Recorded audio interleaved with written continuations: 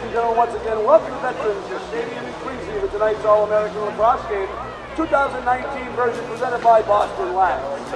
This time I'd like to introduce the fine, outstanding young players and men who will participate in this contest. First for the white team, known as Team Stallion.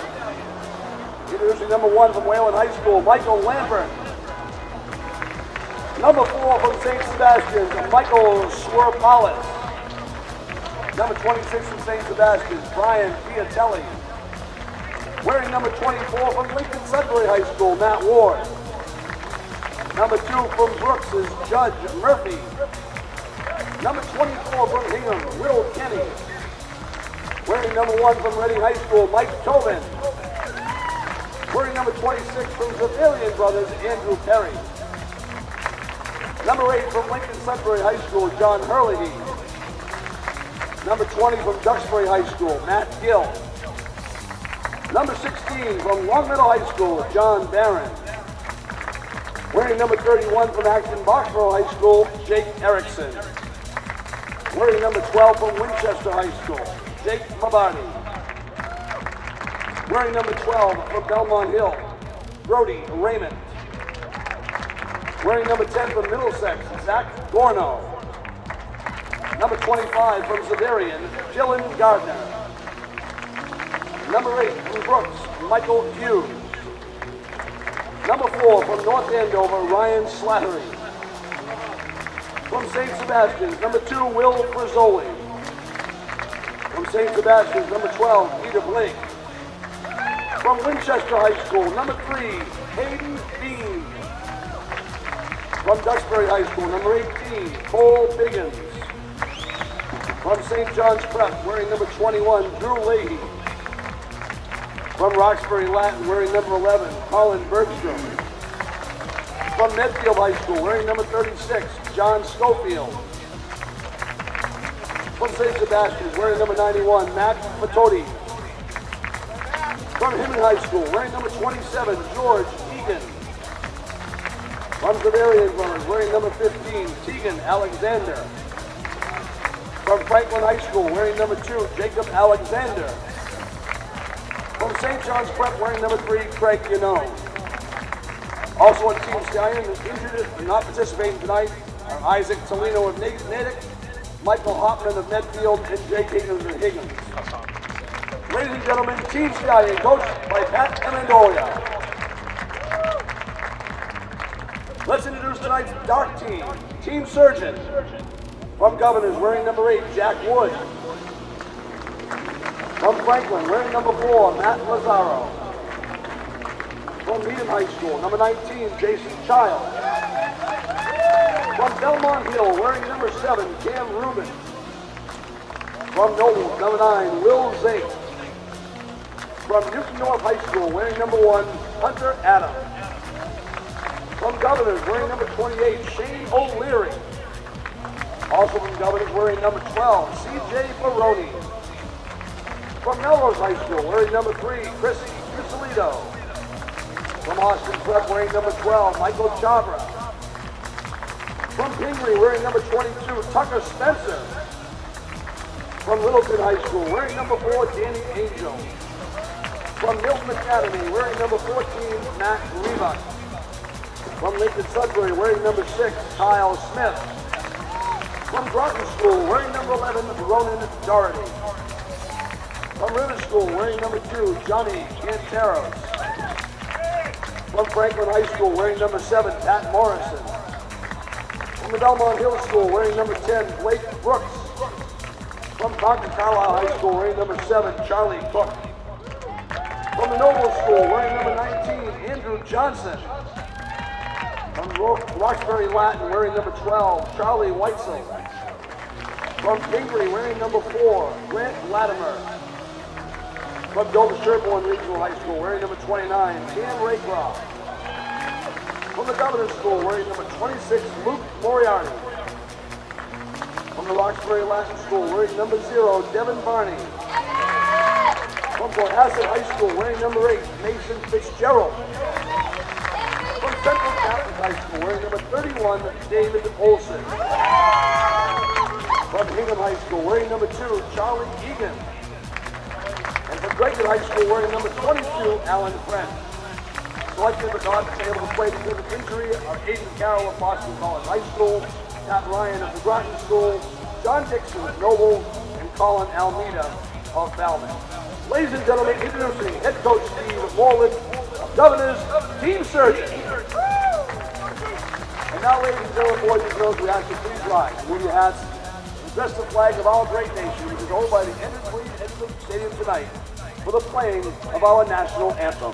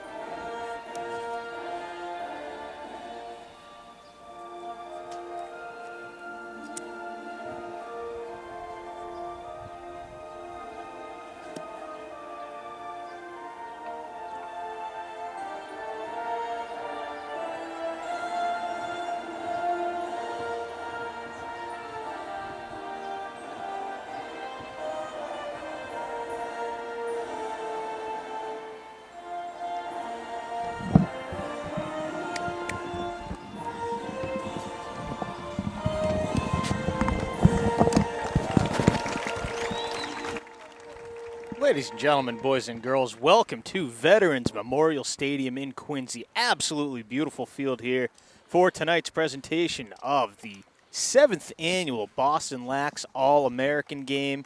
That's right, 7 years running now. Jake Levin alongside Daggett Morse and Chris Jelinas on the broadcast tonight. Gentlemen, welcome aboard. Good to be back. Thanks, Jake. Thanks. Good to be here for the first time. I'm very much looking forward to the game. Should be a good one. As always, the very best high school lacrosse and prep school lacrosse has to offer in the state of Massachusetts playing in this game. The majority of these players playing under their high school uniforms for the final time. This is about 85 to 90% seniors, handful of juniors and sophomores. But, guys, what do you think is going through the minds of some of these kids who are wearing, whether that's a Hingham uniform or a Medfield uniform or Duxbury or whatever uniform, for the final time tonight? Honestly, I think they're just probably enamored by the fact that they're here, they're with the best. They're pretty fired up that they got a shiny new helmet courtesy of STX, and they're happy to be here. I think certainly they're going to have some school pride and feel great about that, but I think you know how it is, the camaraderie in lacrosse, and it's such a growing sport, but it's really tight-knit. These guys are just happy to be there and playing together and having fun. We're here at the home of the Boston Cannons, their first year as residents of Veterans Memorial Field in Quincy, and cannot stress enough how great a job they've done on this field since last time I was here about 15 years ago. But enough of that. We're here for the opening draw. It's Alan French of Drake wearing a blue and navy blue, sky blue and navy blue jersey. He just won a draw on Jacob Alexander of Franklin and tried to dish to Jason Child. That's going to be a turnover for the team in the dark uniforms. Team Surgeon, they're coached by Steve Moreland of the Governor's Academy, now in his second year at the prep school up in Byfield, Massachusetts. George Egan, the Hingham netminder, representing Team Stallion with the early clear, dishes out to a pole. And bear with us on these numbers, but that was Cole Biggins, a little Hingham-Duxbury connection. Where else can you find that but the All-American Game? Yep, it's going to take a little while for these guys to knock the rust off. We also got some pro rules, 60-second shot clock. We are playing the two-point arc, so we'll see if anyone's got the range today. It might take a little time for these fellas to adjust. That's a quick shot, and that is well wide. The starting in the cage for the Team Surgeon is Devin Varney out of Roxbury Latin. Daggett, I know you've expressed some opinions in the past on the shot clock at every level. Love it, hate it at the pro level, and your thoughts at it at the high school level. I like it for the All-Star game here today. We're not here to spin the ball around. I don't know if we're going to get it in the MIAA. I know there's a cost associated with putting it on the field, buying the actual clocks. There's a big disparity in talent there. Some of these teams. Oh, there's first goal. There's a quick rip. Looks like that was Michael Lampert lighting the lamp out of Wayland. Check that. That is Michael Tobin. Got 2 number 1s in white. Mike Tobin, the UMass commit. And that was on a feed from Michael Swerbalis, I believe. Again, there's 2 number 4s in these white uniforms. So Tobin breaks open the scoring. He's off to UMass, where he will join his older brother, Kevin, which should be a very dynamic punch there for the Minutemen. I'm sure they're happy to be reunited. UMass must be thrilled to have both those fellas. He's an absolute bear on the field. That's probably the only goal I've seen in a while from him, not finishing through contact, just left alone on the crease. Don't see it often. And he is definitely going to be missed at Reading. 347 career points. Whew, that's a tough one to replace. Tobin, a member, perhaps the key cog of their 2018 Division II state championship team, was also an outstanding hockey player for the Rockets, amassed over 100 career points on the ice. Must be nice to have that kind of choice to play pretty much whatever sport you want and excel at it. Here comes Team Stallion in transition and setting up shop down low. That is Tobin again beating Devin Varney. So Michael Tobin scores twice in the first 2 minutes and 4 seconds of regulation. Pretty good transition for guys who never practiced before together. That was not bad. 3 quick passes, easy finishing tight. Varney's a great goalie. I'm sure he'll make some saves shortly. Devin Varney off to University of Pennsylvania, one of several Ivy League commits playing in this game. A couple of Yale kids, some Brown, some Princeton, some Cornell. I think every Ivy League school represented in this game with the exception of Harvard and Dartmouth, based on my pregame research, but I could be wrong. Here's Alan French winning the draw. So French spearheaded the greatest single season in Drake lacrosse history, won the Division III North sectional title for the first time ever, more than doubled their win total from any other season. That's a pretty good year. Starts the face-off X. He's outstanding. There's Jason Child. He knows a thing or two about rewriting some scorebooks as well. French, also a member of the football team at Drake, and it was a Division II champion in wrestling as well. So again, a 3-sport athlete. Lots of these kids playing more than just lacrosse. They're playing football or soccer in the fall and hockey or basketball or wrestling, whatever, in the winter. And here's our first goal for Team Surgeon. Number 22, Tucker Spencer out of Pingree, lighting the lamp.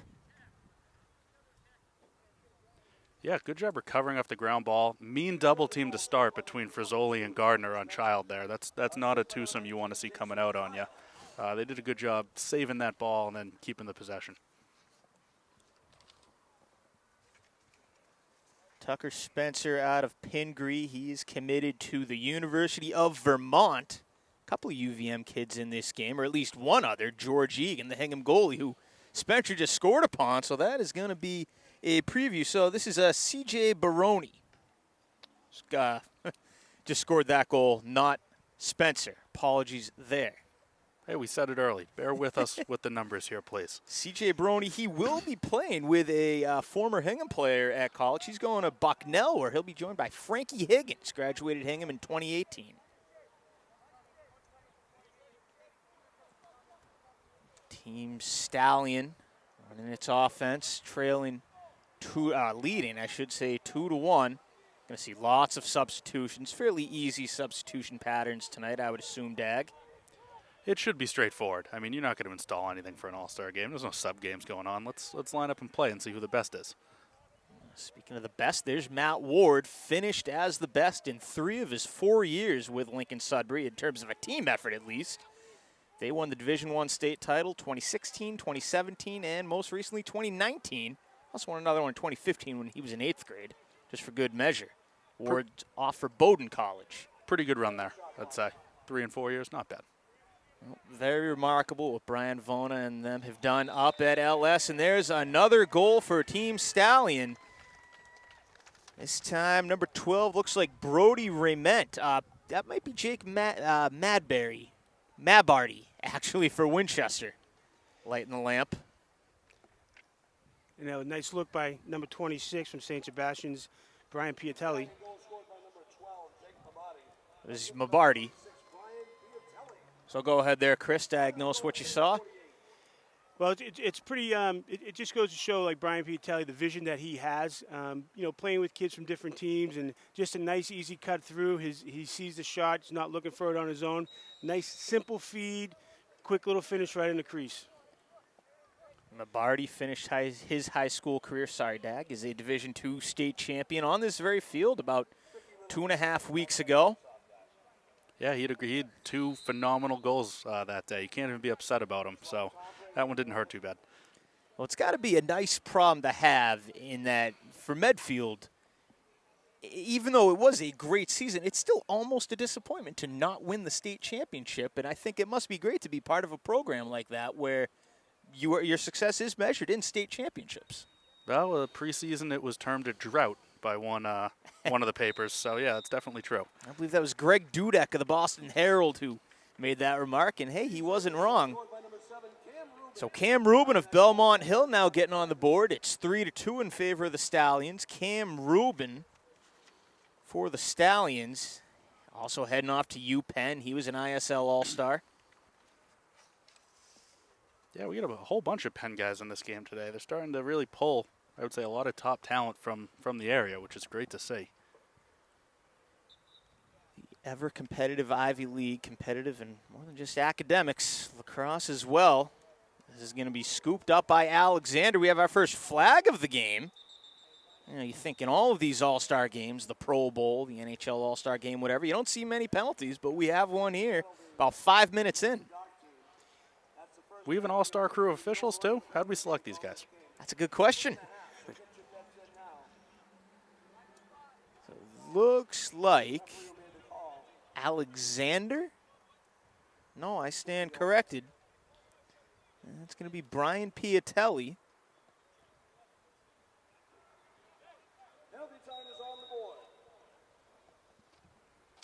I believe it was Alexander who drew the trip there off the second face-off win. It's kind of a slow start for him initially, but he's won the last 2, draws the flag there, puts his team man up.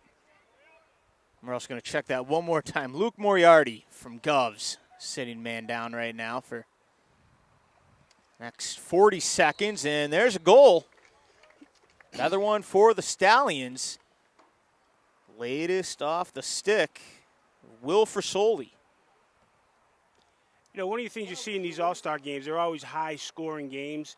I think it's a little bit easier for the offensive players to kind of freelance and have a little bit of fun scoring. A little bit more challenging for the defense to kind of get things together without having played a little bit and knowing, different packages, slide packages they've come from their high school teams, and then somehow gelling together makes it a little bit more challenging for the guys on defense.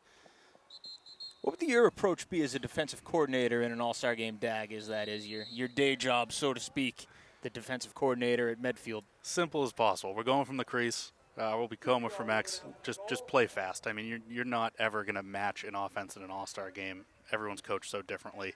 So just try and be as instinctive as possible and kind of sell out to put the ball on the turf. The final score doesn't really matter anyway. Let's have some fun.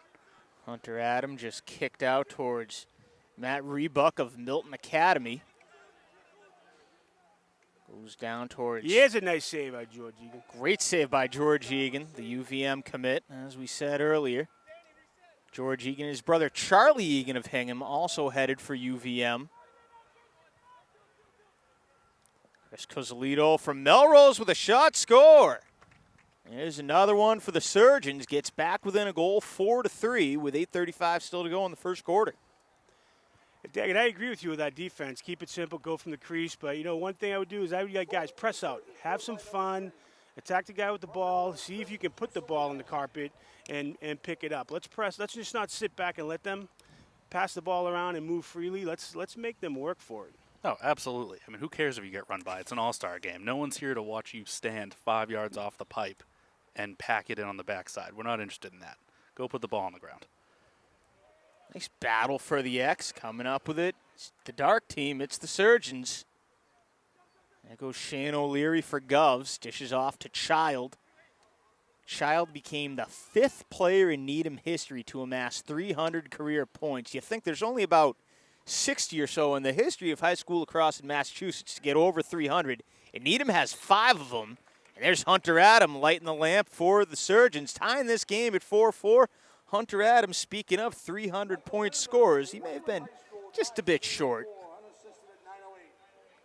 They announced that as Lampert. I don't know. That looked like Hunter Adams' jersey from here.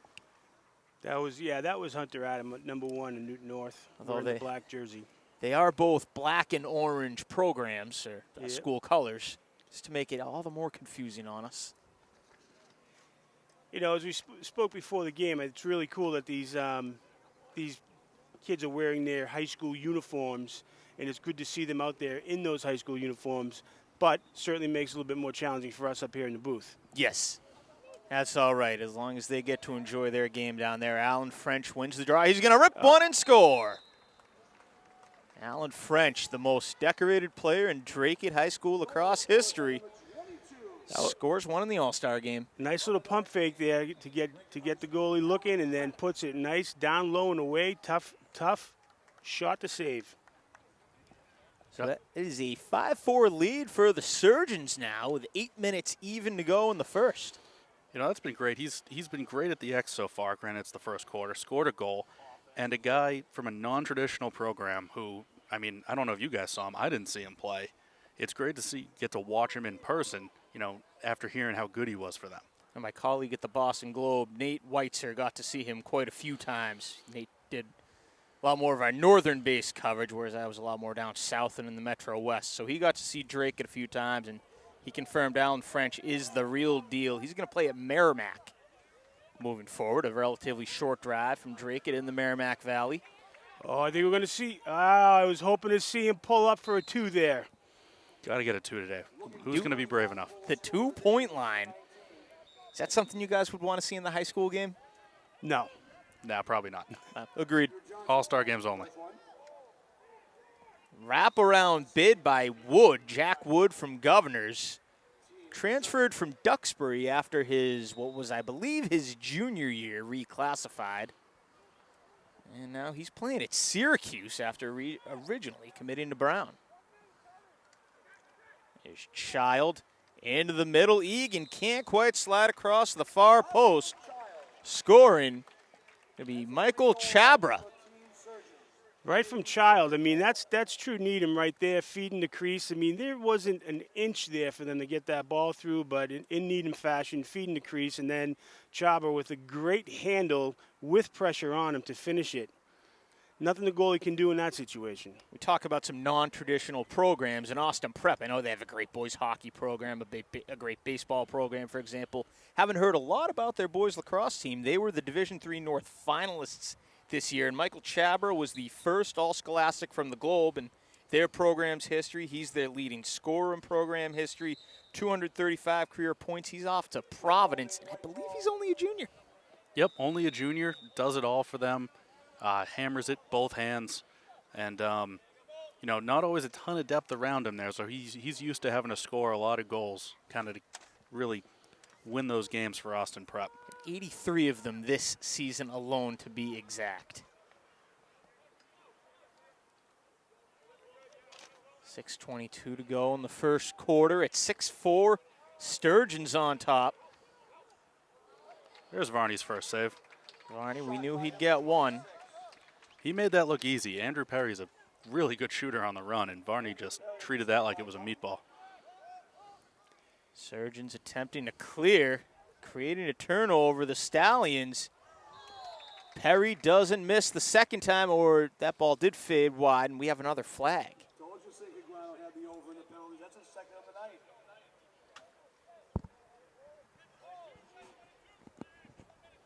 Yeah, Devin Varney, 5-year starter at Roxbury Latin. It's going to be a little bit strange not hearing his name in and amongst the top players in the state next year.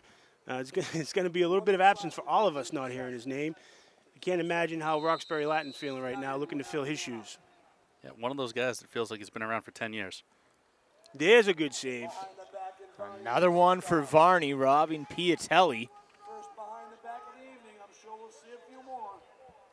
Varney with the clear. Able to connect successfully with Johnny Canteros from Rivers. Up for Hunter Adam. Adam will sling it.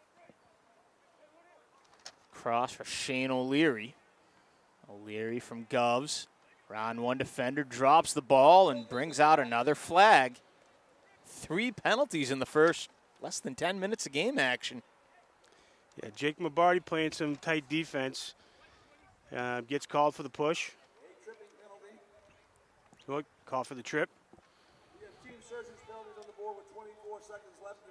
I think this is the most penalties I've seen called in an All-Star game in a long time, or ever for that matter. I think what we got that 4 in the first quarter. Yeah, these guys took the over. There's Child for Needham. Behind the net, cutting in was Baroni. Misses the mark. That's a chance to clear for the Stallions. Child forces a turnover, and it's Baroni. Will scoop it up. Surgeons are man up. Baroni goes back and digging one into the ground on that shot. Chabra bit off the mark. It's great hustle by George Egan to get back there and follow that shot. Get possession for the Stallions. One step inside the 2-point arc there. Come on. Just pull up and take it. George Egan played his final high school lacrosse game on this field, and now gets to play one more. It was a tough one for the Harbormen. Lost 17-8 to Lincoln Sudbury. Just hitting him second year in the Division I ranks, and they won the first Division I South sectional title.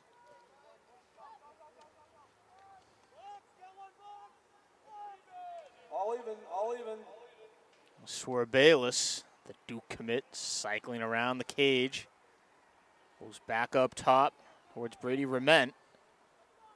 Rement slides it across. Found Zach Gorno. And that's going to be out of bounds. Yep, rang the bar with that shot. Not sure Varney ever saw it.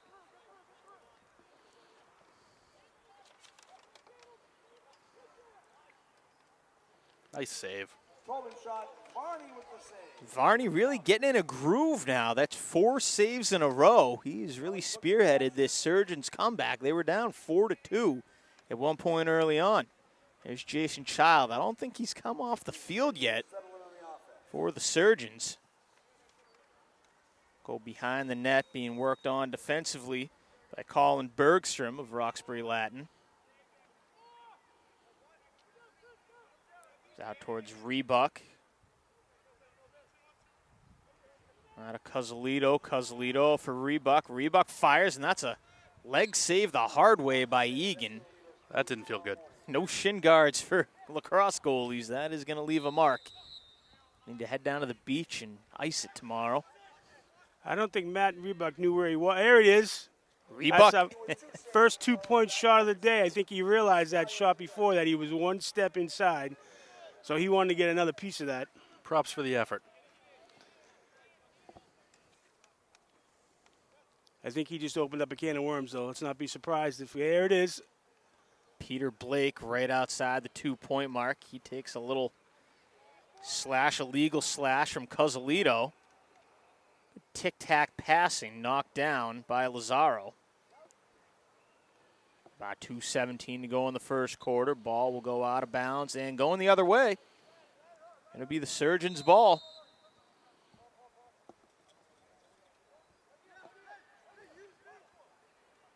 It's Grant Latimer from Pingree. Ricochets over to Cuzzelito. Cuzzelito in transition. He's over the half-court mark. Cuzzelito up the middle, sees where he is, moves inside the arc. Cuzzelito kicks it back out. Now Hunter Adam for Baroni.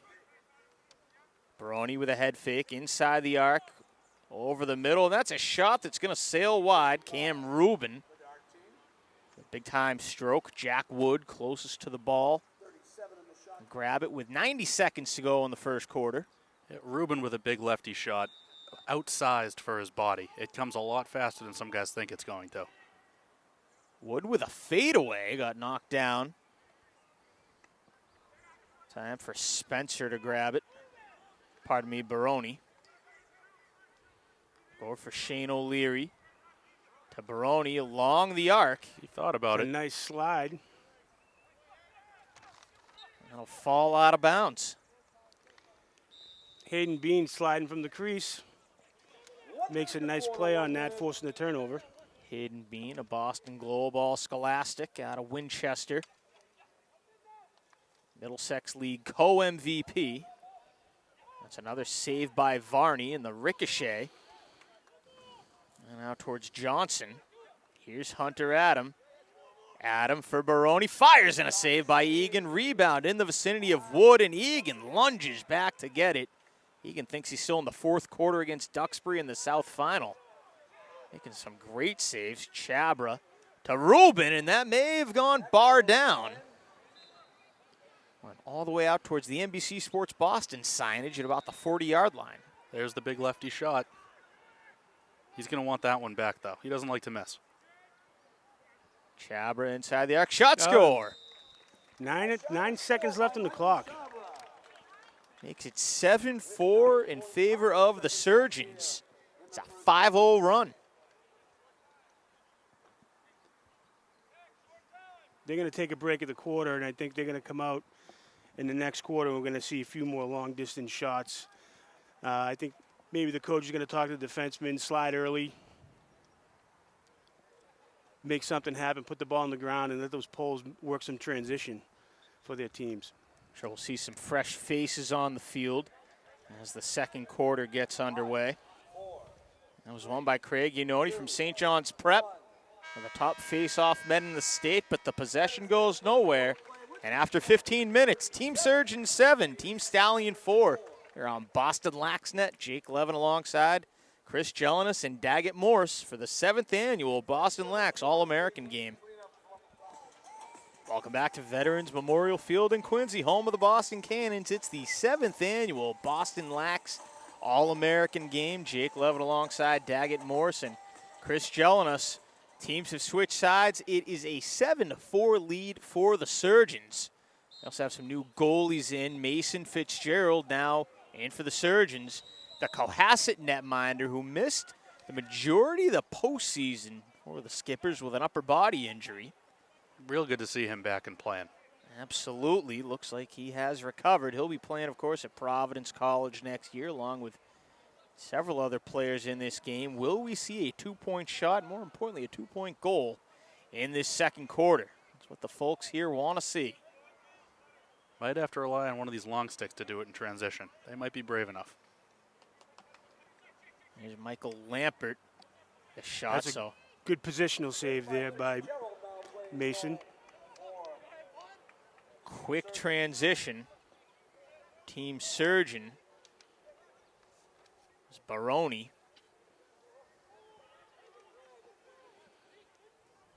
Goes up top for Rebuck. Rebuck over towards Danny Angel from Littleton. Oh, there you go, John. John Schofield. So, Dag, I'll let you tell the context of how John Schofield is playing in this game. It feels like that Doug Mirabelli getting the state police escort over to Fenway about 15 years ago. Where's he coming from today, and where's he going to tomorrow? Well, the team's down at the Ward Melville Invitational there. That's this weekend. John's a captain this year, or this upcoming year, so he had to be there. Got in the car after the third game, drove up, missed introductions, ran into the locker room, threw his cleats on. And after this game, he's jumping back in the car. He'll get in at like 1 a.m., I think, and play 2 games tomorrow. So if I succeeded in anything, I guess coaching him, he's an absolute psycho now for making that drive twice in the same day. I don't think I'd do it. Very cool, and that's the dedication it takes to play for a program like Medfield. And I think that speaks to why you guys have been successful as you've been. Good players win games. John makes me look smart. That's why he's here. That kind of dedication, that kind of persistence about getting here, getting back to his team. You know, those are the players that play in these types of games. Oh, Wilfred Soley just got knocked down, and that'll bring out a flag. He was taken down by Ronan Doherty. Great goal behind the back by Tobin off the rebound there. Penalty waved off. Tobin, it's a hat trick. His third goal of the game brings the Stallions within 2 with 7-5. Snaps a lengthy scoring drought for the players in white jerseys. You know, not the worst penalty to take there. I think that was on Blake Brooks. He kind of sussed out Frizzoli was going to try and score backhanded there, diving. I wouldn't want that happening to me either. So a little bit of contact there. Spilled him on his face. Charlie Egan on the draw, loses it to Jacob Alexander. Alexander, a shot off the draw and a save by Fitzgerald. Alexander won 87% of his attempts on the face-off X this season for the Panthers. Is that good? That's not bad, Dag, I'll tell you that much. Hockomock League MVP led Franklin to the semis in the Division I South tournament. Lengthy run for them. We had a shot by a pole from beyond the 2-point line. Was Luke Moriarty. We almost had it. Bit wide. It's a new goalie in there as well, Tegan Alexander from Zavarian for the white team. Tegan Alexander, one of the very best in the business, of course, for the Hawks. Only a junior, I believe, for a Hawks team. They'll have a new look next year with longtime coach Tim Gardner stepping down as his son Dylan graduated, and he is off for Michigan. I understand his daughter also plays high school lacrosse locally, so he'll get a chance to watch both of them play now. Yeah, it's going to be strange not having Tim on that sideline. He was a Zavarian coach when I was at CM as a player, and they were running up the score on us. Yeah, everybody ran up the score on us. Heard nothing but good things about Tim Gardner. A few friends of mine played at Zavarian back in the first decade. What would that be? The 2000s, the 2005, 2006 decade, whatever you want to call that. Played there, and not a bad word to say about Tim Gardner. He's had great teams forever there. I mean, I think their 2007 team went undefeated until they ran into Duxbury in the state final that year. They've been good his entire tenure. Tegan Alexander going to Bryant. So my friend Kevin Blackmer, he's one of the who played for Zavarian. I've heard that story about losing to Duxbury in the state final many, many times. Yeah, that sticks with you a little bit, those final losses. A shot by Angel out of Littleton. So Littleton is one of the few schools represented here from beyond 495. That's out in central Mass, a little north of Worcester, out in its own world, but Angel certainly fits the profile of a great lacrosse player. All sorts of individual accolades.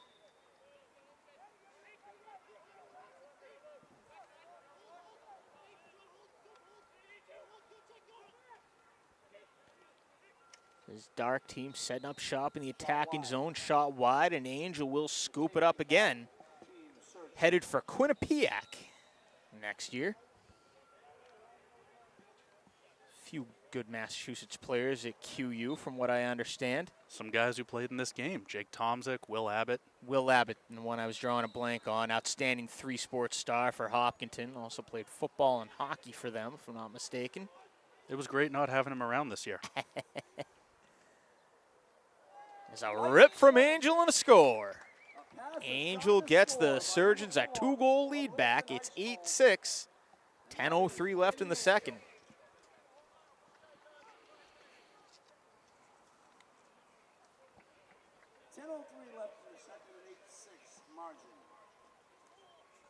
What do you think it's like for a player like an Angel who's playing in this game, almost never playing against any of these schools in the past, whether he's in the ISL or in the MIAA, just out in his own world out there, kind of beyond 495, and here he is, he's on the big stage.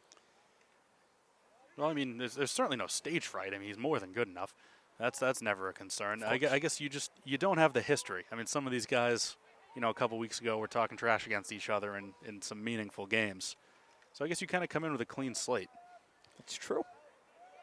You know, I think the emergence of BostonLax has been able to showcase players like Angel that may not have gotten looks or any recognition. You know, the coverage that's been happening through Eastern Mass, Central Mass, and Western Mass has, you know, allowed more people. There it is. First two-pointer. There you go, Gardner. Dylan Gardner. Speaking of. Just talking about him. So he's going to Michigan. That first 2-point goal, and it will bring the Stallions. Should put them ahead, if I'm not mistaken, or has the scoreboard already been adjusted? There we go. Adds 2. Okay, 8-8. 9:26. High heat from 18 yards from the pole. We'll take it. So the coverage of BostonLax is allowing kids like Angel to get some recognition and to be seen and to realize, hey, they got some good players out in Central and Western Mass too that deserve this recognition. So I think it's great, the coverage that every school has been getting. BostonLax certainly, since its inception in 2012, like you said, Chris, really given a name to players from schools in all shapes and sizes and all. Began with Bruce Lurch. We'd be remiss if we didn't mention him at any point in the broadcast tonight. Bruce Lurch did outstanding things for the game of lacrosse in Massachusetts, as well as several other high school sports in his coverage with the Boston Herald. But lacrosse was certainly his first and foremost love, and we miss Bruce every day here. I unfortunately never had the opportunity to actually meet him. We had some interactions on Twitter, of course, but never actually got to meet him. But again, never heard a bad word about him, and it's just great to see his legacy carried on. I know there's the Bruce Lurch games in the middle of the season, those sort of in-season tournaments, and the MVP of this game named after Bruce Lurch. So his legacy certainly living on in the world of high school lacrosse in Massachusetts. Yep, truly a larger-than-life guy. Here's Angel. Some nice moves outside the arc. He's going to dish and getting denied. Tegan Alexander with a good save on the cutter. Looked like that was Will Zink from Nobles. Zink also a good hockey player for Nobles. Will Zink, the beneficiary of the Free Will Zink campaign on Twitter from the Nobles faithful. Not to be confused with the Free Flano movement from the BostonLax faithful on Twitter. The movement is ongoing. The revolution has yet to be televised. This is very true. Flano still in Twitter jail. Still don't know why. Free my man. He's a good kid, I promise. Let him go. Jack. Jack is the Twitter guy, right? Yeah, Jack. Yeah, that's Jack. his name, isn't it? It's Jack's fault. Yeah, come on, man. Flano didn't do it. About halfway gone in this second quarter, a little more. Team Stallion in transition. There's Peter Blake. Take it. Takes it. Does not quite make it. That's wide. It will stay. White ball. There is Michael Lampert. Did a little pregame reading on Lampert. Headed for Brewster Academy next year. Wayland didn't have a youth lacrosse program when he was growing up, so he had to go play with kids from LS before forging his own legacy at Wayland High School. Yeah, actually, not the only guy I've heard that about.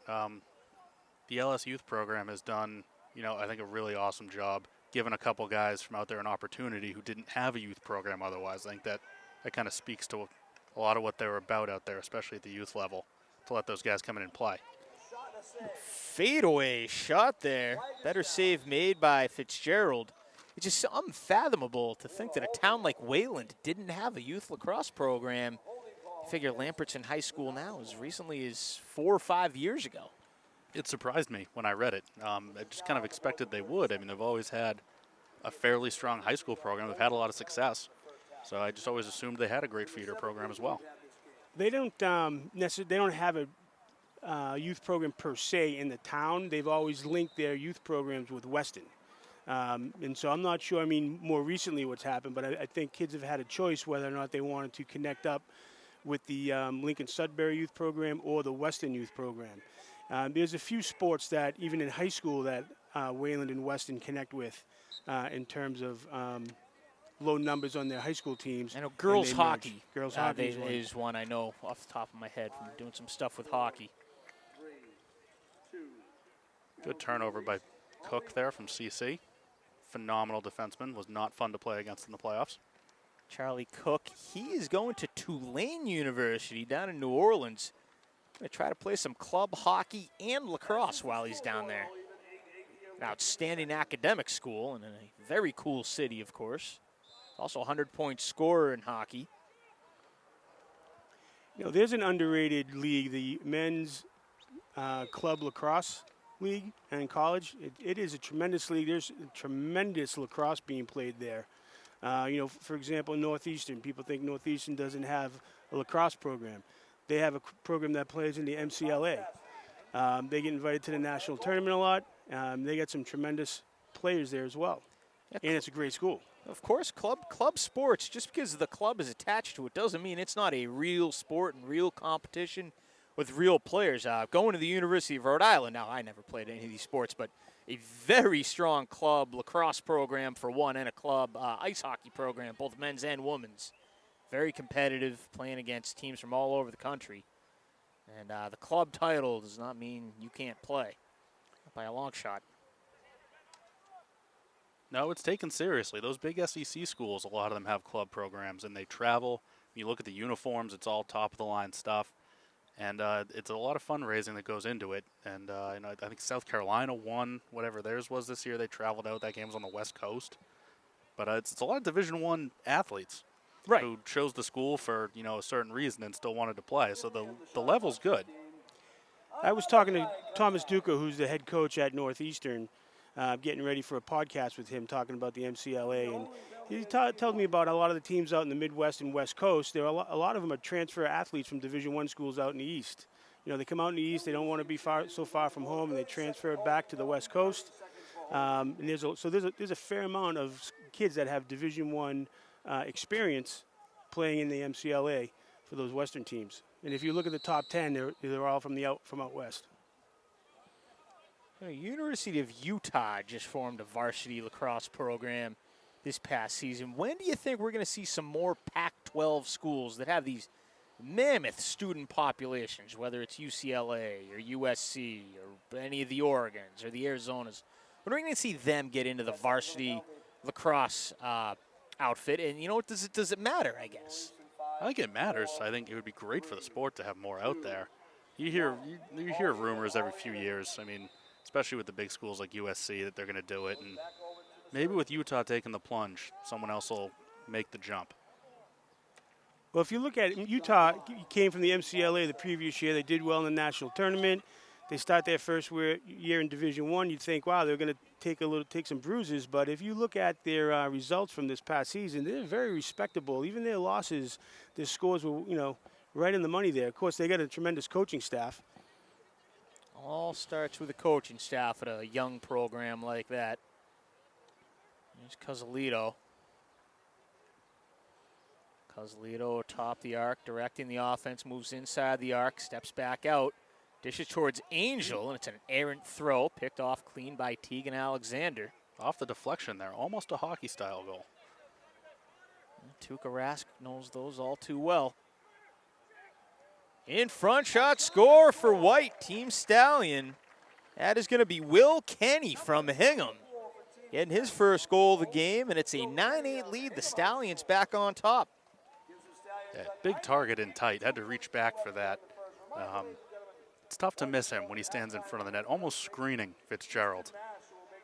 Kenny is a two-sport all-scholastic athlete at the Boston Globe in both hockey and lacrosse. Scored 41 points in hockey alone this year. And in lacrosse, he had 57 goals. So 57 goals in lacrosse, 14 more in hockey. He knows how to find the back of the net, and he's off for Denison University in the fall. Good kid, too. Can speak to that interview. And all these kids are good kids, But spoken with Will many times, and just an outstanding kid.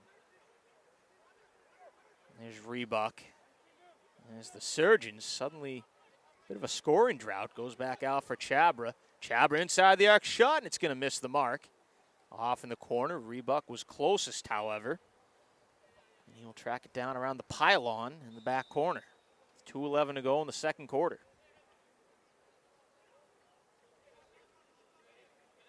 Rebuck goes up top.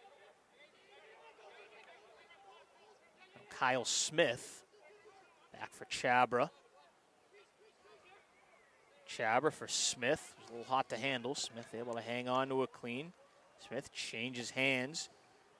Almost bounced it right into the cradle of Matt Lazaro.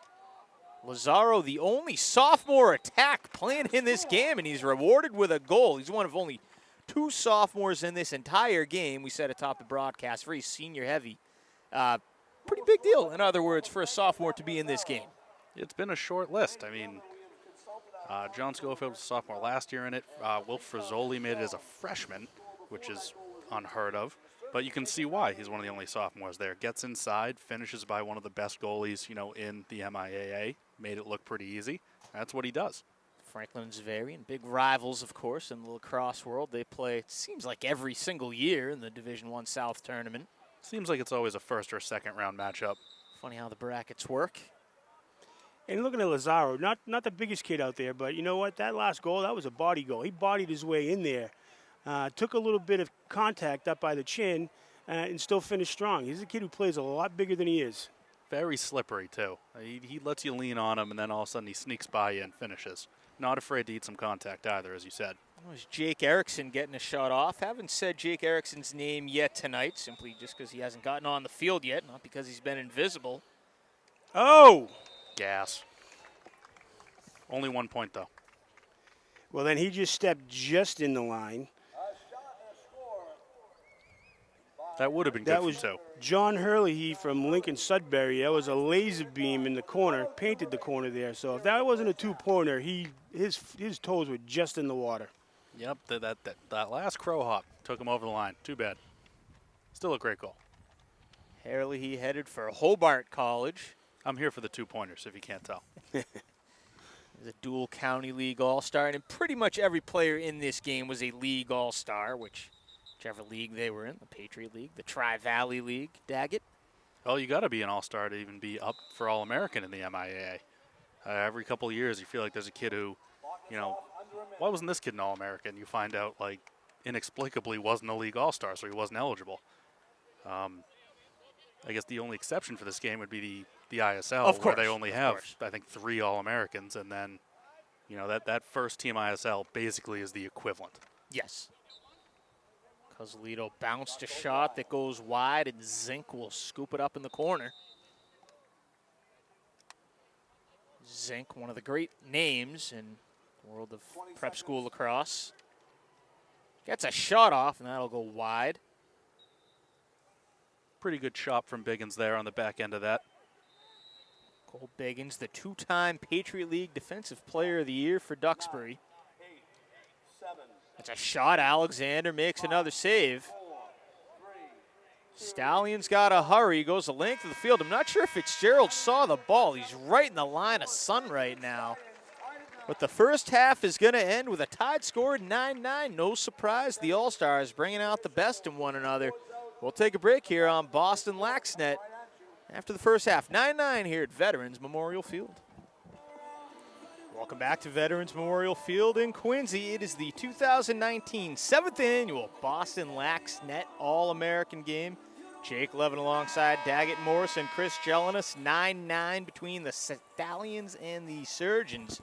So head off to the second half. We were just talking off air with Chris a bit about how we wound up here at Veterans Memorial Field in Quincy as the new location for the All-American Game. I know it was at Zavarian Brothers High School last year. It's been at Boston University, Nickerson Field in the past. How did we settle on this as a location, Chris?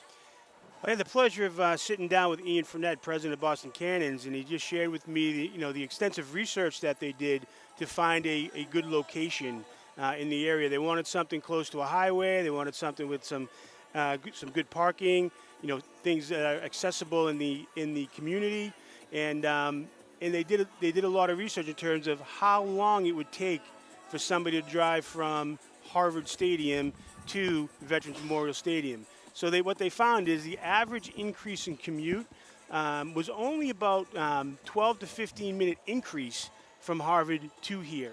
In other areas, there seemed to be a longer average commute from that stadium to here. The other reason, they wanted something a little bit more compact that could kind of create an atmosphere. There's not a bad seating house here. There wasn't a bad seating house at Harvard Stadium, No, of but course. you need. You put 3,000 people at Harvard Stadium, doesn't look that much, and if you put 3,000 people here, it can get crazy. And so they created a partnership with the city of Quincy, and were able to do some of the repairs to the stadium. The city's happy to have him here, and during game days, they have community vendors, local, come out to do their concessions, and so they really partnered with the community. The other thing that they have here is some exclusivity in terms of their schedule. That with the change in the MLL schedule where they were adding games, they were going to have to play their last games away because Harvard needs their stadium, obviously. So that created another challenge for them. Where here, they're going to have some exclusivity in terms of being able to play here throughout their season without having to worry about conflicts. Certainly only North Quincy and Quincy High Schools really use this stadium otherwise, to the best of my knowledge, and then other high school events, you know, sectional lacrosse final, state final, things of that nature. This is really a hidden gem, in a sense, now of a stadium. If you haven't been here yet, you really got to get here. Check out the Cannons or just any event.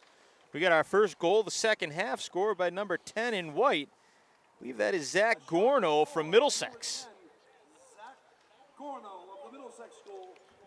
Zach Gorno, another beneficiary of the Free Will Zinc campaign, so to speak. He was, another ISL kid that got missed, had a tremendous season for Middlesex, and was added on late due to some of the injuries. And it's great to see him come out here and put one in the cage for the White. Good problem to have. More talented players than roster spots for this game.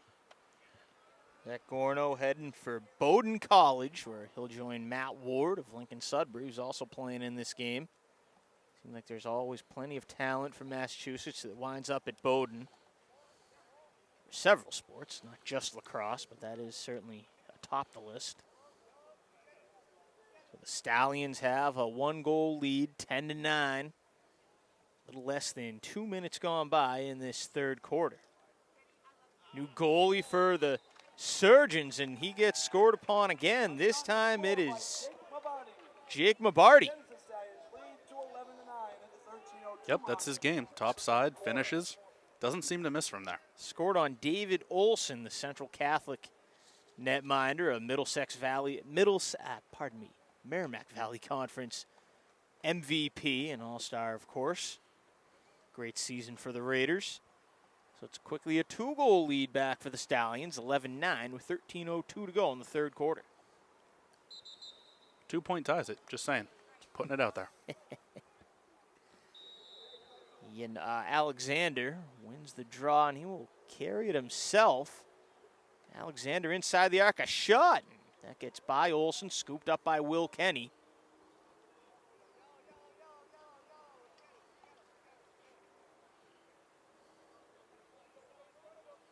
Headed off was Michael Hughes.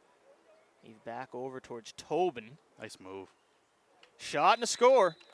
And that's another one. Mike Tobin at ease. 3 goals for the Stallions in the first 2.5 minutes of the third quarter. That is goal number 4 for Tobin. He's in the early running for MVP of this game, perhaps.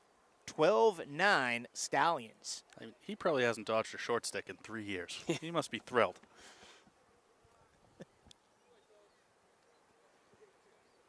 Tobin, as we said earlier, off to UMass, where he'll join his brother Kevin on the Minutemen. Reading came up short this year in its quest to go back-to-back into the Division II ranks. Did win that title in 2018. Here's Alan French. Another win on the face-off X. French moves inside the arc, looks back, dishes for Rubin. Rubin inside the arc, shot, score! There's that lefty laser beam. Daggett, you called that one early on. I've seen him play a little bit over the years here in the club world. Kind of used to that lefty stroke on the run. It's a deceptive shot, too, because he's not really bringing it back and loading it up. He's just, that's a quick release in tight, and it comes out fast. Snaps it. Cam Rubin heading to UPenn. Talking earlier about UPenn becoming a destination for a lot of the great talent in Massachusetts lacrosse. Scored on Mac Fodiades. Mac coming off a big week out at Vail. You know, Sports Center top 10 play appearance. That's right. I mean, what more can you ask for? Alexander rips one right off the draw. Stoned by Olson, clears for French. French in transition. Able to connect with Cantaros. Cantaros moves it across for Cozolito. Cozolito along the arc. Lost the ball. Great check by Peter Blake right there. Great over the head. make defense great again. They're playing some defense in this All-Star game. The kind you want to watch.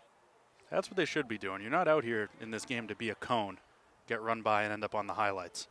There's Matt Ward behind the back. May have gone off of Olsen's foot, and he scoops it up to himself and gets the clear in the direction of Kyle Smith. Smith around Will Kenny into the attacking zone. Launched one over towards Spencer. In and a save by Fotiades.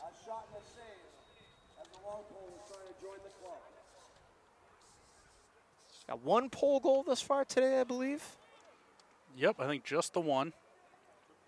And it was a two-pointer. That's right. Always looking for more. That's a couple of Gov's teammates, Jack Wood and Luke Moriarty, establishing their connection. Wood's progress denied. Ran right into Colin Bergstrom. Not a guy you want to run into too often. There's Peter Blake. Successfully clears it up for Jake Erickson. Erickson to his left finds Andrew Perry. He's going to be attending Moses Brown School down on the east side of Providence next year, right in the shadows of Brown University's campus. There's a nice zig and a zag, but no goal. They're calling a crease violation, I believe. Yep, said he landed before the ball went in. Swerbalis denied.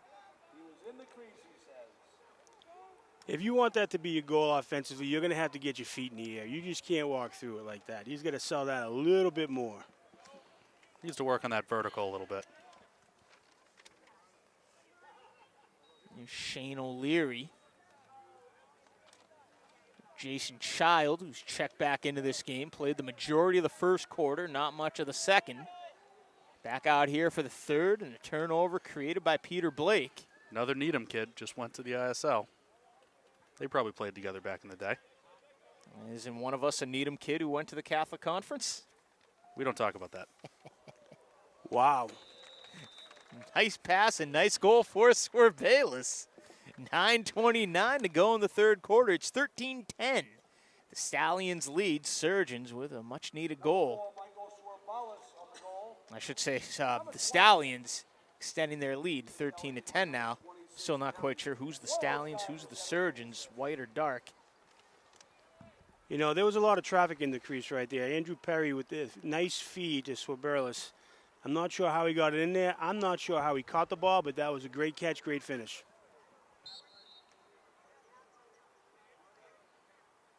Charlie Egan opposing Craig Iannone on the draw.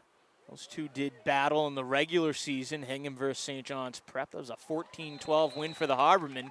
And Egan, when he gets the chance, he can run and score. Does it there, makes it 13-11.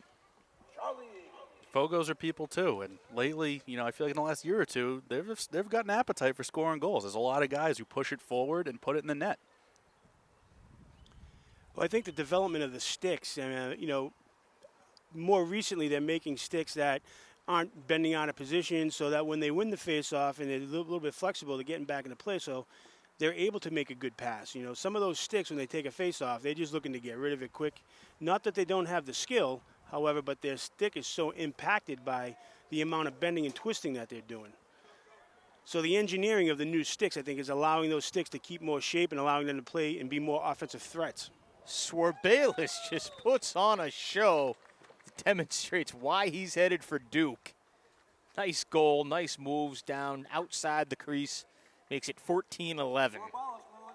Yep, got that one from Piatelli. They connected a few times during the regular season, I think.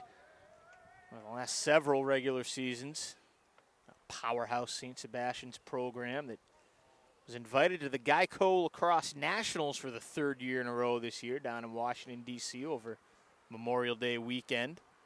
Yep, went down there, represented the state very well, again, as they always do. 3 times in 3 years of Adam White's tenure as head coach, if I'm not mistaken. Believe you're right. There's Alan French. Another win on the face-off X. Go ahead, Chris. I talked to Adam White earlier when he got back from Washington D.C. And one of the things he said to me is that coming into the season, they were expecting to be pretty young, and you certainly wouldn't know it by the way that they played. And another thing that impressed me is, two prominent scorers like Piatelli and Swerbelis is, there's only one ball in the field. How do you get enough to go around? And, so it's impressive the kind of culture they must have in their team where, one ball is enough for those two guys and really championing each other and pushing each other to be better and not so much worrying about themselves, but celebrating each other's goals instead of their own, which is that was really impressive to me to hear about those two. There's Cosolito for Melrose, similar to basketball in that regard. You hear all the time about how can you have all these players on one team? There's only one ball. There's a nice goal for Jack Wood. It should wave off the flag. Does it seem to be that same kind of selfishness in lacrosse, not to pit one sport against another, but it seems like one ball is often enough for these great offensive teams. Well, if you're going to be a great offensive team, you have to be unselfish. It's not – no one's good enough to isolate all season long and to put a great, year together as a unit. Once the ball starts swinging around, everybody eats, and it's a lot more fun. 1-minute personal foul for slashing against the Stallions. Oh, we got our 45th penalty of the day so far here. This is definitely the highest penalty rate I've seen in an All-Star game. There's been a couple trips where you can't disagree with those, but there's been some contact on an early slide and double team that probably could have been given a little bit more leeway. French got caught tripping Alexander, so the Stallions will assume possession as he works around Moriarty. Alexander almost used the official as a screen, and he's picked off clean by Canteros. Canteros bounces it towards Hunter Adam. Adam for French. French for Rubin, the lefty, over to Wood. He bounces one. Great ball movement. Going to go out of bounds. Coming on to save the day is Wood. Followed his shot. Very impressive. Mack out of the net there to save a goal. Briefly save a goal. Oh, that stayed out. Can you tell they don't have a man-down defense installed in the All-Star game? Is it obvious? I think so. But back to an earlier point is get out there and put a stick on the ball. Make them move the ball a little bit quicker. There you go, Coach. Cleanly intercepted by Michael Hughes out of Brooks. Let's see if he pulls up. He will lob it towards Lampert. Lampert sent it atop the zone for Gorno. Well wide off the mark. Lampert will track a new ball down and get back to work on offense. Top for Mabardi. Back to Gorno. Gorno with a pair of Governor's jerseys just outside his shooting space. Behind the net for Lampert.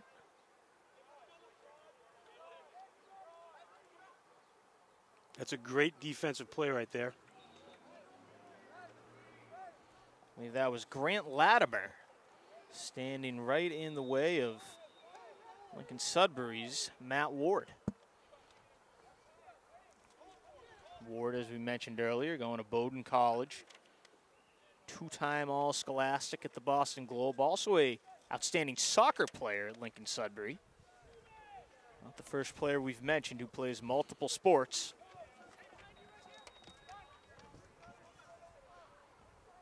Here's Shane O'Leary. Ball got lost. Hunter Adam trying to kick it back to himself. Hunter Adam. Stick on the ground, and coming up with the ground ball, the Stallions, it's Drew Leahy of St. John's Prep. To Gorno in transition. He's across the Cannons emblem. Cross from Mabardi. Nice no-look Nice pass. save. To Ward, and a better save made by David Olson. So we're talking about the shot clock a little bit. I know we touched on it very briefly atop the broadcast here. With both of you guys, and I guess we'll just go back to that for a second. Chris, what are your thoughts on the shot clock in lacrosse, no matter the level? Just your impressions of it. I know it's a polarizing subject for some. Yeah, I like the idea of a shot clock, and certainly a limitation on an offensive possession where a team has to make some movement towards the cage. I mean, lacrosse, it's the reason why people love it. It's the fastest game on 2 feet, and people love the action. They love the movement, and when you have a team that just sits in a ball, yeah, there's some skills involved with that, but it doesn't make the game fun. It doesn't make the game interesting. You know, the back and forth, the action, the athleticism, and you know, a shot clock just pushes that a little bit more. You know, today there's a shot clock, and it's only gone off once, and actually it went off the same time on an errant pass, and the ball was going out of bounds anyway. So it's been a non-factor other than the fact that it's there. I thought it was great at the NCAA level this year. I thought it sped the games up. We saw more shots. We saw more scoring. Offenses were more aggressive, which is more fun, you know, all the time. I'm not sure we're going to get it at the MIA level in high school here. You know, a lot of reasons I said earlier, because the cost of installing it will probably be the big one everyone relies on. I'm not sure we need it. I would like it if all things equal, talent-wise, ability-wise, between programs. I think it'd be great. If a team's sitting on it right now because you're better than them and they want to kill the clock, well, you're better than them. Go take the ball away is kind of how I look at it. But at the college level, it's been phenomenal. Well, what I would like to see is a consistent way of really assessing a stalling call. You know, teams should be making some offense, and right now I think it's inconsistent with how they make that call and determination of stalling. There's a nice spin around goal by Chris Cosolito of Melrose. Sorry to cut you guys off. No, there is a game going on. But no, I think you're right. It's the subjectivity that really kind of grinds people's gears. I know it has, you know, for me on the sideline, I've been the guy screaming for a stall. I know it's a favorite of the dads in the stands to yell for the stall warning. Maybe second only to asking for a ward call that you're never, ever going to get from an official. Can we really take that from the dads? I get no comment. As a dad. Charlie Egan tries to win the draw on the face-off X, and a bit of a melee ensues, and ultimately coming up with it is the Stallions. There's Rement. Shot score. Goal by Blake. Is that the second or third pole goal here? I believe that's number 3, and it's a 15-3 lead for the Stallions with 2:57 left in the third quarter. Second goal. That was some great handle by Blake. That wasn't the typical long stick goal, shooting from outside. I mean, he wheeled and dealed a little bit inside tight with some good handling to finish that one. Yeah, Peter Blake, not a blunt instrument with the long pole there. He's got hands. He can handle. I mean, there's a reason they played him on the wings quite a bit. Egan wins it a bit more clean this time. Skates in, found Wood, who shot, but nothing was there. Forgot something. Try to scoop up a ground ball. Jason Child also in the vicinity. Ball knocked loose by Wood. That's going to be cleared for Matt Ward. Matt Ward up the far side right towards the middle, around 25 feet. Cutting in Tobin. He's denied his 5th goal by Olsen, who's played a very strong third quarter. Loose ball. Trickles out towards Pat Morrison of Franklin. Now towards Moriarty. Moriarty slows things down, and a pole shot went off the foot of Mack. Moriarty back at it and scores, falling down. Going to be helped up. There's your third long stick goal.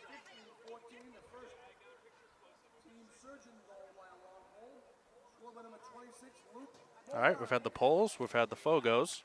We can get a goalie to take off and shoot. Ooh, yeah, that is all we're missing. It's been a few years. We had one, I don't know, 3-4 years ago. Game was still at Harvard. I think we had a couple goalies score. Well, once one gets one, all the other ones want to go.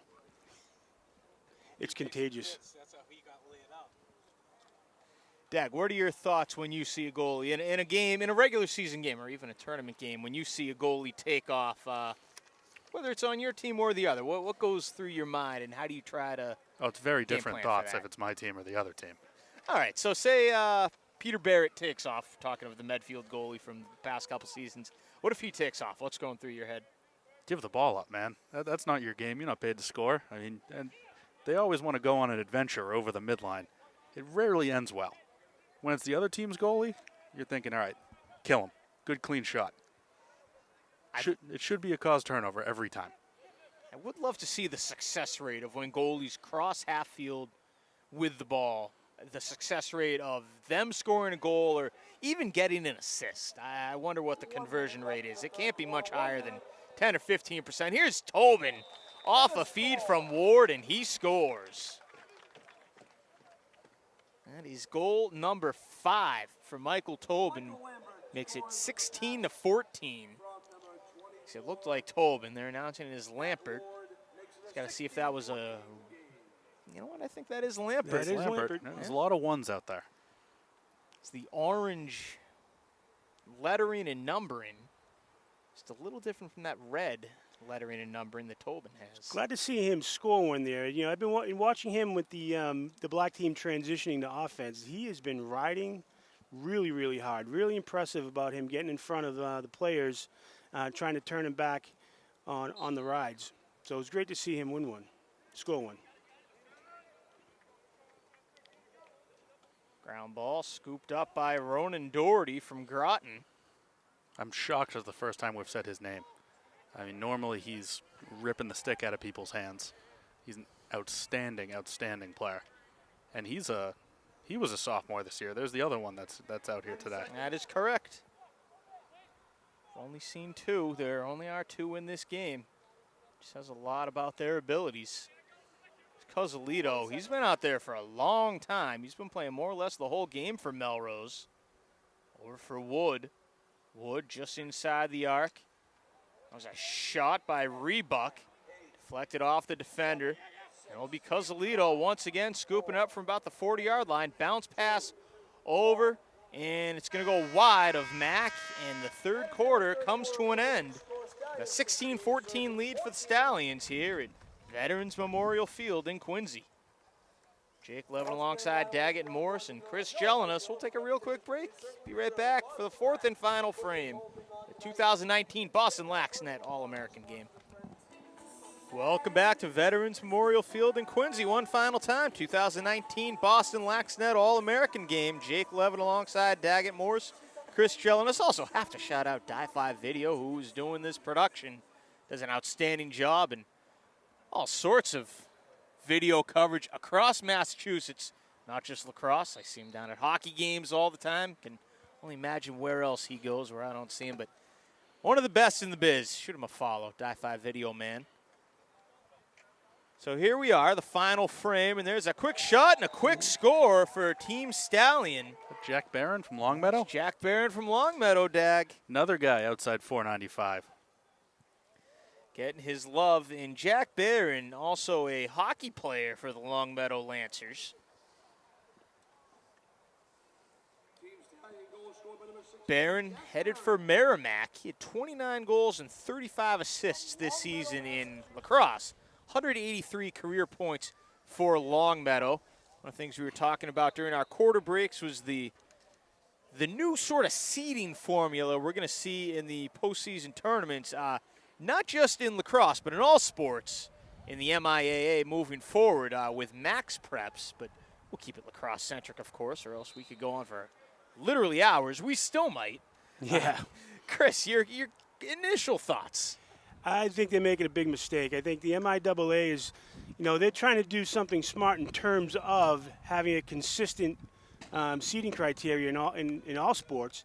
But instead of going probably the way that's going to give you the best results, they're going into a way that's just more efficient and by the numbers. Max Preps, they have a proprietary algorithm that is going to essentially establish the top seeds, and nobody's going to know how it is because it's proprietary. And it stinks. Right. Whereas there's a lot of care and a lot of man hours that go into lacrosse and making sure that we get it right. Nice goal scored by Lampert. Second straight goal for him, dating back to the third quarter. It was one of the great things about lacrosse, specifically, is that coaches poll, and I know it was only 1/3 of the formula, but it was still a part of the formula of power seeding that you don't have in hockey or basketball or football or any other sport. And I think that's what made it cool, because these coaches watch the games. They go out and watch other teams play. I'm out covering a game, and I'll see Daggett at the Dover-Sherborne-Westwood game, just as an example, because he's doing his job. He's scouting too, of course, but he also wants to see how these other teams are playing so that, he can have a voice, in a logical one at that, when it comes time for the coaches poll. Yeah, it helps you smooth some of the edges out. The numbers aren't always going to be perfect, and the actual big problem is the wins against tournament teams, where it gets weird. Because you get a team that gets in there at 9-9, or a team that's Sullivan ruled in and they count as a win or 2 wins against a tournament team. Yep. That can really kind of skew the numbers a little bit. But at least the coaches poll, which for the most part is kind of almost agreed upon when it comes out, you kind of know where everyone's going to be, that can bump you back up a spot. And I think it makes everyone feel a little bit better about the process. I mean, if we were going to go to a numbers-based thing, the Lax power is gone, but those guys are back with Lax numbers. Same thing. That's the one everybody used. I don't know why we just wouldn't go with that. Chaber just scored again for the Surgeons, make it 18-15. The players in their colored uniforms have a little work to do to come back in this game. I also think it's going to take away the motivation to go out there and schedule the strongest schedule. Why beat yourself up in your non-league games and risk being worn out by tournament time, when really it's record is one of the primary things, or is it? Who knows? It's a proprietary algorithm. Nobody knows what it is. And that would be such a shame, because lacrosse, more than any other sport, everybody plays everybody. You see BC High playing Cohasset. You see this mammoth Division I school playing this tiny little Division III school. And more often than not, it's a fair fight. Does BC High win maybe 9 out of 10 matchups? Sure, but it's still a good matchup. It's not exactly a blowout. And those are the kinds of things that I hope don't fade away based on this formula and the lack of motivation. Like you said, Chris, is go schedule these teams. One thing, and there's another nice bounce shot. I think that's going to count as another pole goal. Pole to pole, no less. Gardner's second goal. Dylan Gardner scored off a feed from 21 in white Drew Leahy, so some Catholic Conference rivals hooking up there. Are Severian and prep guys allowed to work together? Not that I'm aware of. I don't remember that being okay. I don't know. We might have to look into this. So we got a 19-15 Stallions over Surgeon. Correct me if I'm wrong, but the Surgeon went out to like a 4-2 lead at the start of the game. Yep. So another thing schedule related, and this isn't on the horizon, I'm kind of glad of it, but I still just want to get your guys' thoughts on it. A potential Super 8 in lacrosse, something that's been around in hockey for a quarter century now, something baseball implemented 5 or 6 years ago with fairly good results. But would you guys be in favor of a Super 8 in MIAA lacrosse? I don't think so yet. I mean, I think I feel as though that was created initially with hockey because of the superiority of the Catholic schools in hockey, and that was a way for the privates, the public schools, to have their own champion, weeding them out of the pack and letting them have their own kind of Super 8. I don't see any particular conference or whatever taking over the sport. And yes, Lincoln Sudbury wins a lot, but you know what? How many years ago was Duxbury on the top? Winchester just is back in it after how many years of being away from a state championship. So, I mean, things ebb and flow a little bit, but I don't see anyone being really that dominant. Yes, Lincoln Sudbury is a dominant team. They lost to Acton Boxborough. So there's still a lot of parity, I think, and I think somewhere down the road we may need that, but right now I think we're good. Yeah, I'm not in favor. I know I'm not in favor very much. I sound like a curmudgeon a lot of the times. But it's impossible to cut it to 8 teams. You know how I know it's impossible? Because there isn't a Super 8. It's a Super 10. Every sport does 2 playing games. They're already admitting it's too hard to cut down to 8. And in our sport, there's a lot of D2s and D3s that are just as good as everyone else, and they will ultimately get punished for that number at the end of the division. And I think that is why I'm against a Super 8 more than anything else. You will see schools like Medfield potentially, or Dover-Sherborne, or Reading, or Drake. Just pick any of these great Division 2 or 3 programs. Cohasset certainly on that list. you'd see fewer games against BC High, Xaverian, Hingham, Duxbury, because they'd be afraid of the quote-unquote bad loss. And I'm using air quotes there because we know that any loss to Medfield would not actually be a bad loss. But if you're looking in terms of this Super 8, you're a Division I school going out and losing to a Division II school, that hurts you. So, which it shouldn't, but in the eyes of the committee, it would. I think that's the number one reason I would not want a Super 8, because it would affect the regular season not in a good way. Maybe it would be an exciting tournament. Bad for the regular season, and you know what? I still think the tournaments are fine as they are. It would end up being the same cast of characters every year. The team I throw out, my first year, Longmeadow, 2013, they went undefeated. They were the best team we saw, and we played Xaverian, who won Division I that year. We played Duxbury, and Longmeadow was the best team in the state. And if you didn't play him, you wouldn't know it, and no one around here would have gone to see him play, and they wouldn't have been in that tournament. I mean, we played I think a 5-4 game against Duxbury in the regular season, and I mean, outstanding. Morocco in that. We go out to Longmeadow on Mother's Day, and we lose 14-1. That team was pretty good. Yeah. And they wouldn't have been in it. Maybe a play-in. Maybe they were the 10th team in. So, I mean, it's not the 8 best teams. You're introducing politics and people's opinions, and whenever you do that, it means the kids aren't deciding if the best teams are going to win. That's what it should be about. I hear you. So it is 19-15, 10:07 left in the 2019 BostonLax Net All-American game. At halftime, we didn't quite mention it yet, Swerbalis named the player of the year, or was it Frisoli? Frisoli. Apologies, getting all these Sebs kids mixed up. They're all good. Will Frisoli named the Bruce Lurch Memorial Award Player of the Year, and I think certainly a worthy candidate. Absolutely. More than well-deserved. Outstanding career. And it's easy to get those Sebs kids mixed up. There's Peter Blake with another over-the-head check for a caused turnover. It's easy to mix up some of those great players they have over there. And Will Frisoli, correct me if I'm wrong, this is his 4th BostonLax All-American game. I believe you're correct. It sure is. He's out here as a freshman taking the ball from people. It was pretty impressive. Truly a man among boys in that regard. Ward's shot will carry him wide. Lampert over to retrieve a ball in the swamp corner here, closest to waterway here in Quincy. It's a swamp now. We'll gentrify it, and it'll be a wetland soon. Right down the street from Adams Field, the former home of the Boston Braves. You want to go back to the early 1900s. A lot of history in this portion of Quincy. This is the city of presidents, after all. Oh, love that in an all-star game. Matt Ward laying out for the run out on the sidelines. Brian Vona approves from wherever he is watching. Got another timeout here.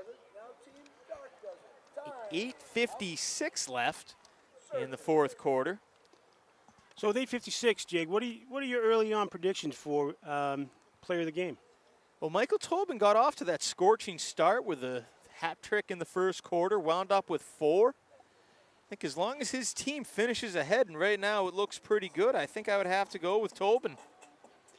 I think I'm going to go with a sleeper with Alan French, number 22 from Drake at the faceoff. He's done a tremendous job all day. I mean, he opened up the game with 2 faceoff wins. Unfortunately, the offense turned the ball over, but he had 2 clean wins, and those weren't his only 2. He's got a goal as well. Yeah. I think he might be a dark horse. So I'm going to go Dylan Gardner. That's my guess. That's a good guess, too. Not just for the 2-point play, but he's got another goal, and he's been causing some havoc like he always does. All right, we'll see if one of us is right. There's a nice goal from Matt Ward, who's making a late surge. So those are 2 Peter Blake, Matt Ward. Those are 2 other names we've been seeing an awful lot here tonight. I should stand corrected. That is John Herlihy from Lincoln Sudbury, wearing number 8 rather than number 6 in white. John Herlihy heading to Hobart College. He was a DCL All-Star, of course. Every player in this game, as we mentioned in the first half, has to be a league All-Star to be eligible. Charlie Egan back on the draw for Hingham. His team now trails by 5. Largest deficit of the game either team has faced. It's 20-15.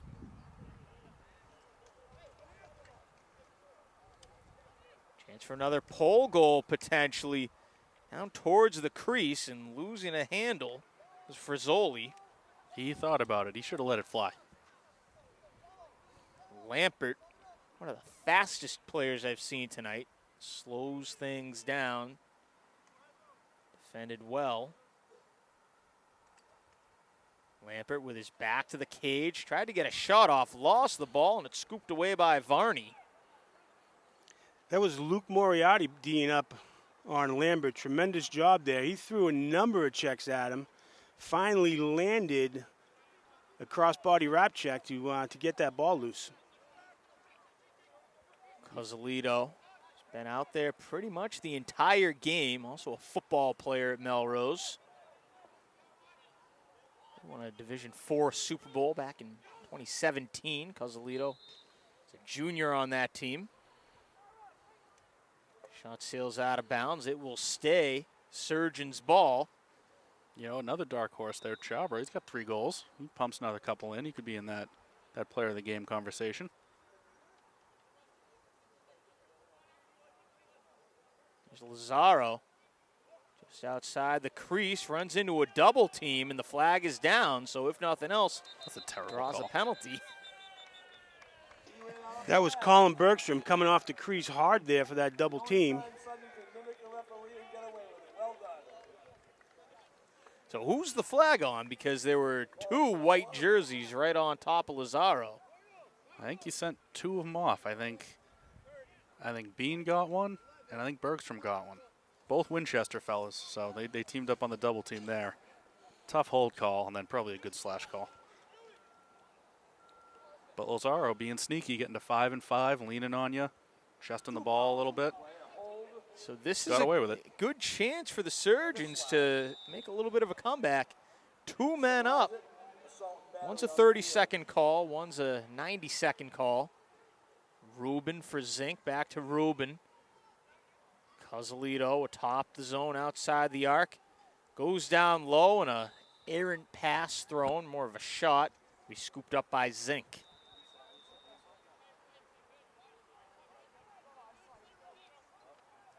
Oh, nice skip. Shot score. Here's one. Lazaro, who drew the flag, gets a goal. And stops the bleeding a bit, makes it 20-16. About 6:30 left in the 4th quarter. Yep, good finish by Alexander, like we mentioned earlier. Franklin and Zavarian, constant foes in the playoffs in Division I South. Lou Verocchi, the Franklin coach, always does an outstanding job with the Panthers. Great quote in the post-game to boot.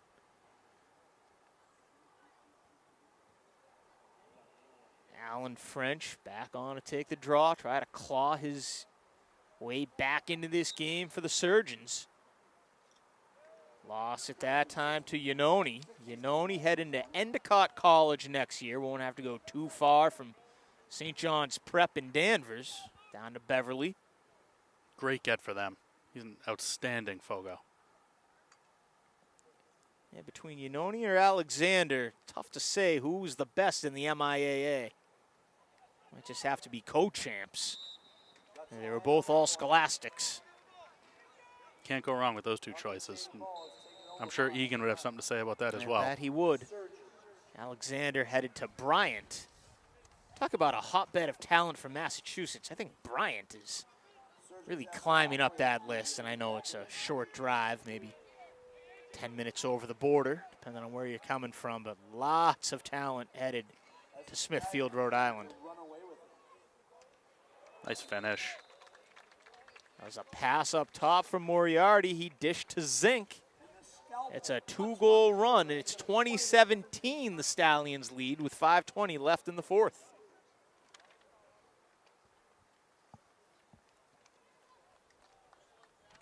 I was expecting the Surgeons to come out and looking for a little bit more 2-pointers, but they're keeping some composure, still playing it in tight, moving the ball around.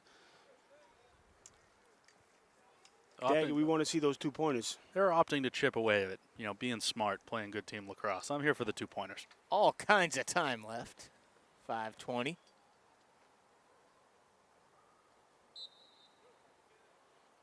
So in the MLL, do a lot of teams use the 2-point line for set plays, or is it sort of with the 3-point line and a great save there?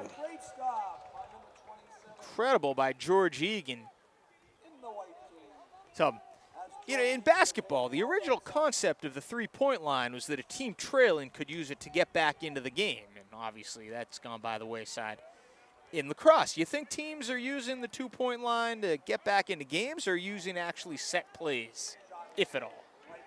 I think both. I think, you know, depending on the situation. I don't think they're running 2-point plays, you know, in the course of the first 3 quarters or even in the first half of the fourth quarter. But as time's weaning down, I'm sure that they're coming out in a certain set to get their shooters their open shots from up there, and then possibly during man-up plays. So we haven't seen the Steph Curry of lacrosse sort of ruin the 2-point line yet, if you will. Oh, not yet, because you got a goalie. It's a lot of time to stare at the ball. That's true. Goalies they're too good. Rubin for Rebuck. Rebuck, the lone Milton Academy Mustang in this game for Rubin, and he scores. That's a 3-0 run for the Surgeons. 4:02 left. It's a 2-goal game, and that aforementioned 2-point shot would tie it for the players in the dark jerseys. The 20 score for all you people who've been watching soccer for the last couple of weeks. Going to be Iannone on Egan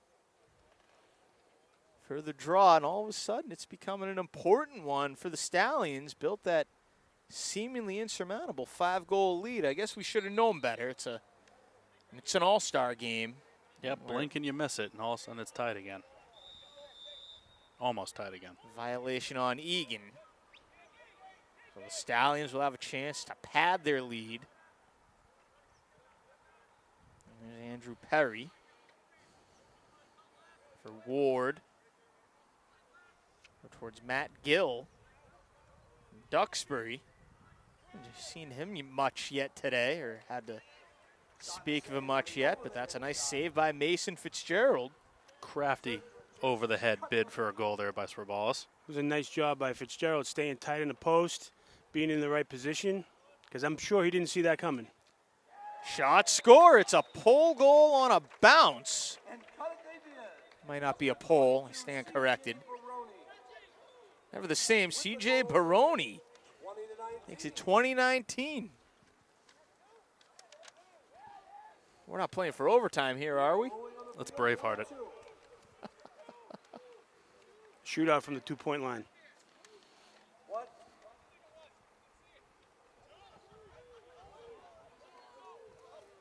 You're the referee. I think the referees are having a hard time to determine whether it's a 2-pointer or a 1-pointer. Well, they're a lot closer than we are all the way up here. Oh, we gave it to him. The shortest 2-point goal in the history of 2-point goals.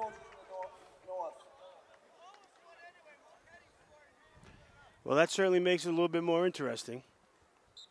Get the Harlem Globetrotters get that call against the Washington Generals, I guess. But oh, we got behind-the-back giveaways now. Things are getting squirrely. Chabra up the far side, cratering towards the middle. Chabra from 25 yards out, bounces one. Angel closest to it with 3 minutes even in a new 2020 game. Angel around the arc.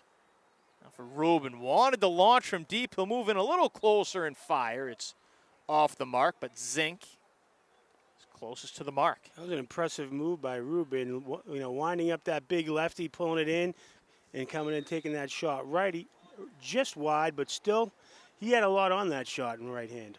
There's Cuzolito. Cuzolito on his left, a shot. Egan may have gotten a piece of it. It'll roll harmlessly out of bounds. Lazaro closest to the ball with 2:41 left in the fourth. Goes up top for Chabra. Chabra to the right, spins around, fades back, finds the lefty Rubin. It's a bounce pass off Angel, comes up with a ground ball, moves back out, stops back to his right, puts a swim move on and finds Rubin. Rubin for Cuzolito, 2:20 left. Cuzolito trying to bring his team back, skips it off the side of the net, and Egan is going to come up with the rebound. Let's see if they can get something going on offense here. I feel like they've been on defense the entire fourth quarter. 5-0 run for the Surgeons. The Stallions can take a lead. Just one shot. Slowing the tempo down is Andrew Perry. Kicks it over for Ward. Ward slings it across for 16 in white. That's Jack Barron. Barron still with a handle on it. Over to Swerbalis. Swerbalis, a backhand no-looker. Fitzgerald got his stick in the way. May have gotten a piece of it. Now up the far side comes the pole. Oh, here it comes. Do it, Doherty. Shot and it bounced off the wall.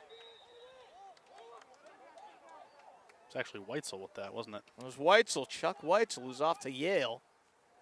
But Angel in the spot and flings it over towards Zink, who ties the game in midair. Wasn't quite Bobby Orr, but they could build a statue for that one. 21-20 with 1:13 left in the fourth. The Free Will Zink fans must be happy tonight. I believe that's his third goal, and certainly an impressive in-the-air goal. I think we might be talking about Zink as the MVP if this score stands, scoring the game winner at this juncture. In that fashion. Yes. Certainly puts him in contention.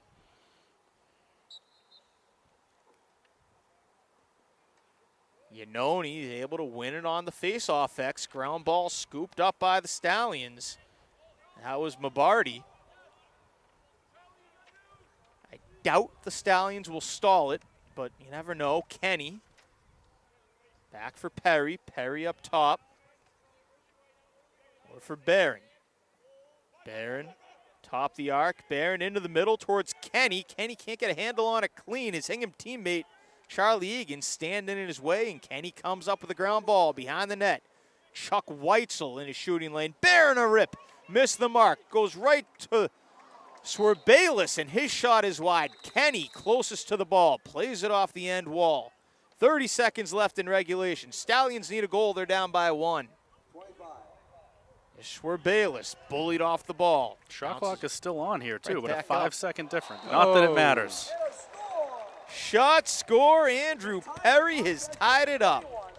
Or was that Brian Piatelli? Both 26 in white. They give it to Perry. With 18.8 seconds on the clock, it's 21-21. Just when you think we'll be out of here in regulation.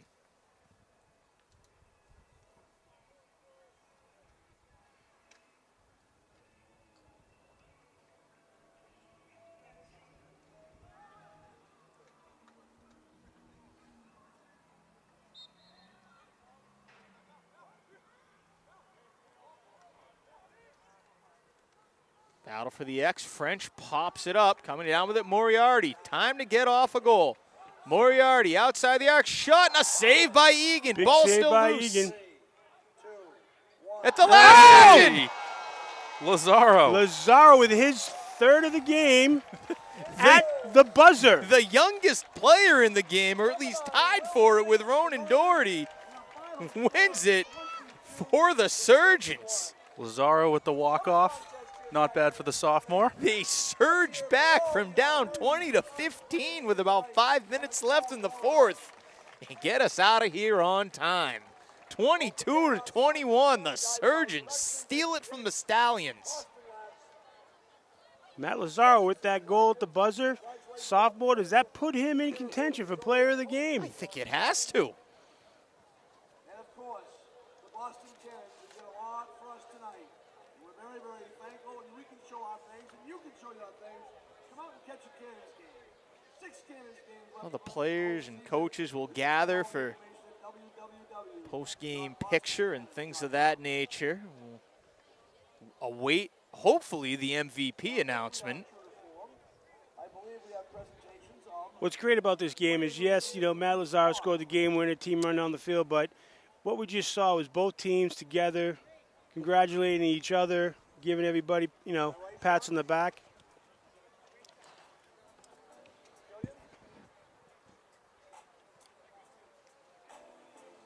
The winning team getting together to pause for a picture. I think usually the group poses.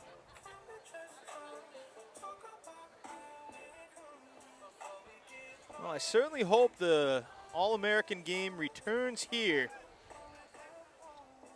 years to come. And per Ryan Killian, we have our MVP, somebody who was discussed in the booth. Alan French from Drake, it gets it. Chris. He was a dark horse, but you know what? He won a lot of draws, got a lot of possessions. And there's a kid from a school. Where is he from? Drake High School. What a career for that young man to have the best season in Drake's history. Division III North Finals, and then coming here today with the best of the best, and leaving here with the MVP of the game. What a way to cap off his high school career. I think that speaks to how the game of lacrosse has grown, because who had ever heard of Drake when it came to lacrosse? Really as recently as last year. And now you have a player from that school standing out among players from Hingham, Duxbury, Medfield, St. Sebastian's, BC High, you name it, as the most valuable player in an All-American game. I think that's a very good sign for lacrosse right there. Yeah, it's impressive. I mean, he's in there with, the young man from Franklin, from Hingham, from Zvarian, and, it also goes to show about what BostonLax.net has done for the sport as well. I mean, arguably, you don't even know that kid's name if he doesn't get exposure through BostonLax. Well said, Chris. We're going to pause for a few announcements here. I think Dan Brothers is ready to make. Well, see, Ryan Killian just handed out the trophy along with Sean Morris to make it official who the MVP is.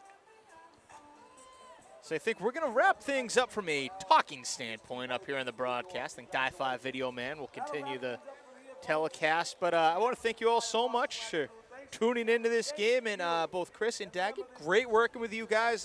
Not just tonight, but throughout this lacrosse season. An outstanding lacrosse season again in Massachusetts. Finally over, and we will await the third week in March, I guess, or whenever tryouts begin in the spring of 2020. Yep, great cap to a great year. We won't start counting down just yet. Take a little time off here, but yeah, thanks for having us back. Enjoy the rest of summer. Thanks, Jake. Appreciate being here. Great game, great finish. Great being part of it with you guys. Till next time, Jake Levin for BostonLaxNet.